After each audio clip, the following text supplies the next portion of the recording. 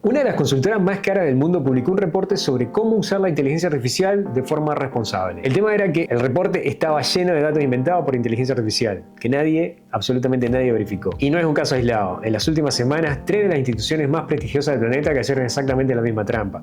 Y lo que tienen en común te incumbe a vos, aunque no trabajes directamente con ninguna de ellas. Soy Pablo Marichal, trabajo en tecnología, soy padre maratonista y uso la inteligencia artificial todos los días y al mismo tiempo la critico para sacar lo mejor de ella. Hay una cadena de confianza que sostiene casi todo lo que haces en tu vida profesional y que casi nunca mirás de frente. Cuando una consultora top publica un reporte, le crees directamente. Cuando tu abogado presenta un escrito, confías en él porque leyó los casos que cita. Cuando buscas algo en internet, te aparece en el resumen de la idea arriba de todo, asumís que está diciendo la verdad. No verificás cada eslabón, no podés, sencillamente es impracticable. Por eso existen los expertos, los sellos, las instituciones, para que vos puedas delegar del criterio y seguir con tu día a día normal. Lo que pasó estas últimas semanas es que esos guardianes del criterio, los que cobran fortunas precisamente por pensar bien, fueron los primeros en delegar su propio pensamiento a una máquina y quedaron expuestos. Y te muestro a continuación esos 3 casos que te van a interesar. Caso 1, la consultora. Caso KPMG, una de las Big Four, sí, esas 4 consultoras más grandes y más top del planeta que están metidas en todos lados. Publicó un reporte sobre cómo las empresas líderes usan la inteligencia artificial, con casos de estudios concretos.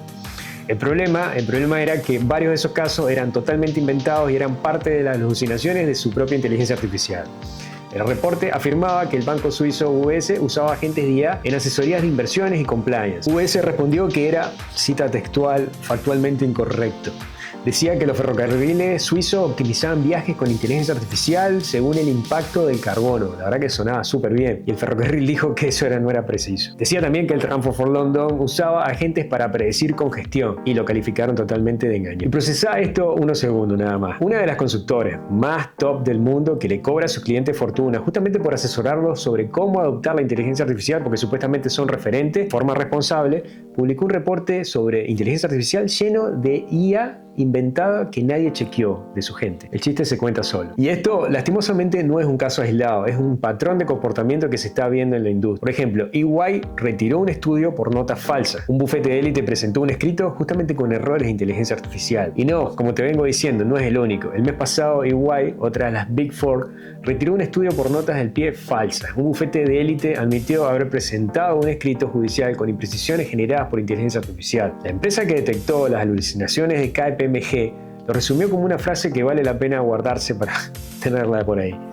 Estos reportes envenenan el pozo de información y como vienen de fuentes que percibimos como confiables, multiplican el riesgo de que lo que llaman alucinaciones de segunda mano. Vos citás a esa consultora de buena fe pensando de que lo que dice es palabra santa y sin saberlo estás propagando algo que una máquina se inventó y es completamente falso. Caso 2, los abogados. El caso 2 pasó en Mississippi, en Estados Unidos, y fue simplemente una disputa contractual entre un abogado y una ciudad. Nada del otro mundo, salvo por cómo prepararon los argumentos las dos partes. Esta es la parte graciosa. Los dos usaron inteligencia artificial, sí, los dos, y las dos citaron fallos judiciales que no existían.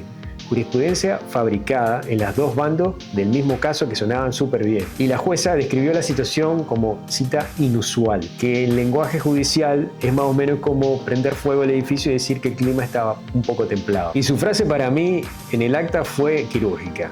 En una era de uso desenfrenado y sin verificar de la inteligencia artificial en el campo legal, este caso es un ejemplo del riesgo de servir con una simple sello de goma. El sello de goma es simplemente estampar tu firma sobre lo que escupió la máquina sin leer. Esa es la imagen. 4 abogados que dejaron de hacer lo único que justificaba su título, que es el criterio, y se limitaron simplemente a estampar su firma sobre lo que escupió la máquina. Lo que faltaba en ese tribunal no era tecnología, sencillamente. Creo que había exceso. Era juicio, la palabra que se supone que distingue a un abogado de un autocompletado a nivel generativo. Caso 3, Google. Este caso realmente llama la atención y este es el que más lejos llega porque ya no es una empresa que metió la pata, es un tribunal poniéndole precio a la rendición cognitiva generada por ellos mismos. El Tribunal Regional de Múnich falló contra Google. Esos resúmenes con inteligencia artificial que aparecen arriba de todo cuando buscas algo habían vinculado falsamente a 2 editoriales con estafas y prácticas dudosas totalmente inventadas. La IA mezcló información de otras empresas turbias con estas 2, que no tenían nada que ver y construyó toda una narrativa completamente falsa. Afirmaciones, señales de alerta, hasta consejos para no ser estafado. Y nada de eso estaba en las fuentes del propio resumen que enlazaba. La IA se lo inventó todo. Y lo importante fue lo que hizo el tribunal, sencillamente. Clasificó estos resúmenes como contenido propio de Google, no como una organización de los resultados de otro, que era lo que estábamos acostumbrados a buscar en Google, ¿no? Declaraciones nuevas generadas por la propia inteligencia artificial de Google hacen de que ese contenido sea autogenerado en el momento. Por lo tanto, Google es directamente responsable de cada afirmación falsa que él mismo genera. Y Google se defendió diciendo de que el usuario podía verificar las cuentas cliqueando en cada una de las referencias que se dejaban ahí como links anexos. Pero ¿sabes qué pasa? Que menos del 1% cliquea en esas referencias que se ponen en pie de página. Y presta atención cómo se defendió Google, porque es exactamente el mismo argumento que usamos todos cuando delegamos sin pensar. Dijo que los usuarios podían chequear las fuentes para verificar si el resumen era correcto. Pero la respuesta del tribunal fue brutal. La posibilidad de refutar una afirmación investigando por tu propia cuenta no exime la responsabilidad de quien la publicó. Y remató con un dato bastante letal.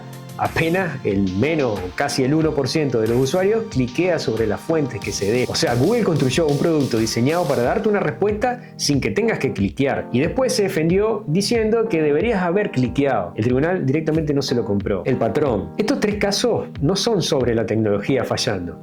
La inteligencia artificial hizo exactamente lo que hace, generar texto, que suena plausible, realista y bastante convincente. En los tres el fallo fue directamente humano y fue siempre el mismo fallo. Hace unas semanas hablé de la rendición cognitiva a nivel individual, en el momento en que dejas de construir tu propia respuesta en base a tu criterio y la salida de la inteligencia artificial se vuelve tu salida, sin que formes una opinión propia para comparar o entender ni siquiera lo que estás diciendo. Lo que muestran estos tres casos que te mostré es que el problema dejó de ser individual y se volvió institucional. Las instituciones que durante años vendieron criterio como producto principal se rindieron primero y lo hicieron por la misma razón por la que te pasa a vos un viernes a las 6 de la tarde, porque formar una vista propia se sentía desproporcionado por la tarea y era más fácil delegarlo. Y la máquina entregaba algo que me parecía bastante terminado y feliz. Y eso fue todo. Eligieron el camino rápido y feliz para salir del asunto lo más rápido posible. Cuando vos te rendís creando un email con inteligencia artificial, lo podés pagar vos si te equivocás.